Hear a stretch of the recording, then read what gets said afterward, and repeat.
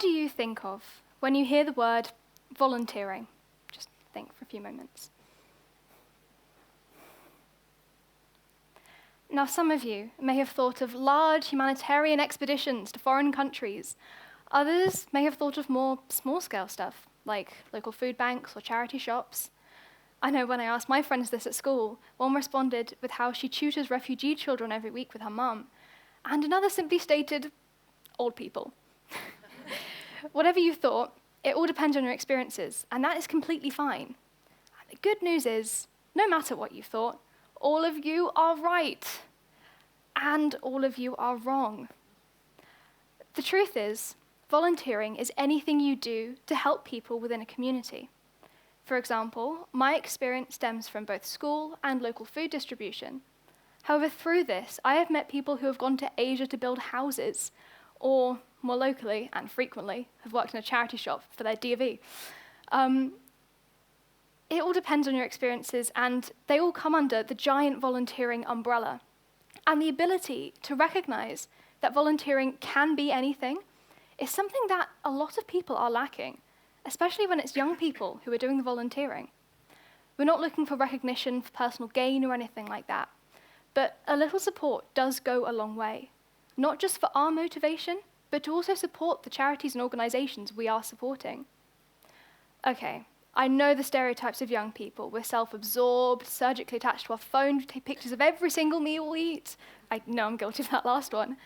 But we're not all like that, at least not all the time. And I think that needs to be shared just a little bit more. Otherwise, there is no hope if the younger generations have that terrible image. So my goal is to show you how getting involved in volunteering isn't as scary as you think. All it takes is an understanding of what you enjoy. Volunteering, charity work, serving the community, whatever you want to call it, is one of the most essential things in our society. People forget that volunteering can come in any form, and there's a lot of community work that goes into your local area, from library volunteers to litter pickers. From a young age, I've had an interest in volunteering, working in my school with a lot of people who are a lot older than me, which was nerve-wracking initially. However, through this, I developed a lot of confidence because I had to share my ideas, otherwise what was the point of me even being there? So I made sure to speak up during meetings and make sure that my ideas were heard. Think of Superman. He makes the headlines when he saves the day, but not when he saves a cat from a tree. The only people who see those comparatively smaller actions are the people whose worlds are changed by them. Now imagine tens, hundreds, thousands, millions of those superheroes doing those small actions simultaneously across the country. That's difficult for the media to pick up on. We all remember the COVID-19 pandemic, standing on our doorsteps, applauding key workers who were saving definitely more than cats during that period. That came naturally because everyone was doing it. But then it just stopped once we returned to our day-to-day lives. So we need to find new ways to celebrate the extraordinary people who put their lives on hold to help others. Since all we could really do was use our phones during the pandemic, it really cemented the younger generation's image of not wanting to do much. Sure, we went on walks and did online lessons, but as someone with no social media, it just wasn't enough. Like a lot of young people, I saw the news stories of all of the tragedies of the pandemic, and I wanted to do something. So I found a local food hub, started volunteering there, packing bags of groceries which the drivers distributed. And after a while, a group of us young volunteers, yes, there were more than one, wanted to have a bit more of an input. So we ran a few charity events for the people using the service, including a gift drive for Christmas, so that the people using the service could give their child a present on Christmas Day. And I have gained so many skills and friends from this experience. People forget that volunteering is basically just working for free.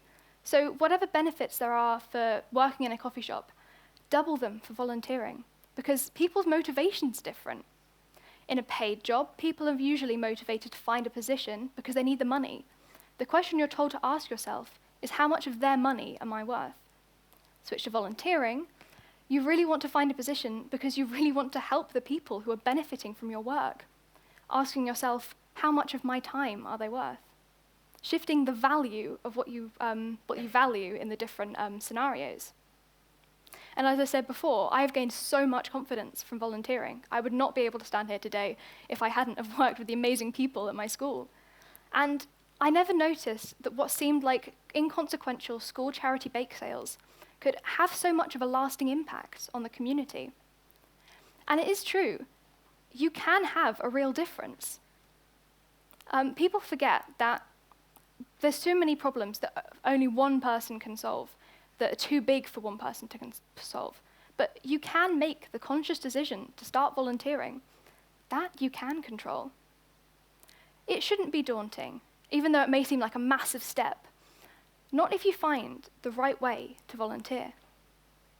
Using an example from my experience, at my school we have student librarians who go into the library once a week to alleviate some of the librarian stress. It's actually really nice, and you get to make a lot of connections with the younger years, which is nice for a change. Now, bit of maths here for you. There are 3 20-minute slots every day, totaling 5 hours in every school week. I guarantee you, if you were to ask one A-level student to give up all of their break and lunch times in a week to volunteer in the library, they would most likely say no. However, if you ask 15 sixth formers to give up 20 minutes every week, you'll end up filling up those slots very, very quickly. And this year, we probably have spent more than 5 hours in total in the library this year, but it's been much more palatable and didn't seem like too much of an effort. What this example shows is that you don't need to allot hours and hours of your free time to volunteering. Believe me, we all need a break sometimes. However, sometimes all it takes is small actions that build up over time to have a massive impact. Now, all of that sounds great, but how do you even start volunteering? Especially if A, you don't know anyone who's a volunteer, or B, you're a young person, because there are some limits. The solution to this apparent problem is twofold. First, find something you want to do. This could be something traditional per se, like working in a charity shop or food bank. It could be something more outside of the box, like selling crochet items for charity, or running a support group for a certain group of people within your school.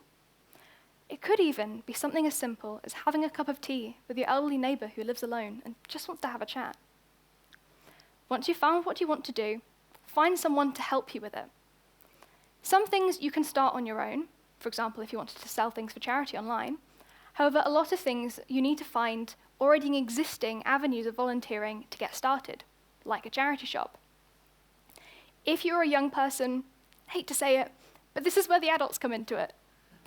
Teachers, parents, other important individuals, make these opportunities known to us so that we can find them. If you see a local volunteering vacancy online, post it online, share it however you can, shout it from the rooftop so we can find it, and don't be afraid to get involved yourselves. If it doesn't work out with volunteering, as I understand we are all very busy, it doesn't work out, but you won't know until you try it, and you might find a new hobby that you enjoy.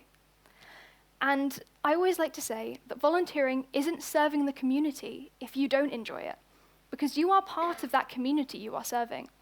So if you don't enjoy it, find someone who might and share the opportunity with them. Volunteering is an incredible pastime and should be treated with the same respect as any other work experience. Whether or not you personally believe that it falls under the classical realms of volunteering, if it's helping others and you're giving up your time to do so, it's volunteering. So just remember that. Thank you.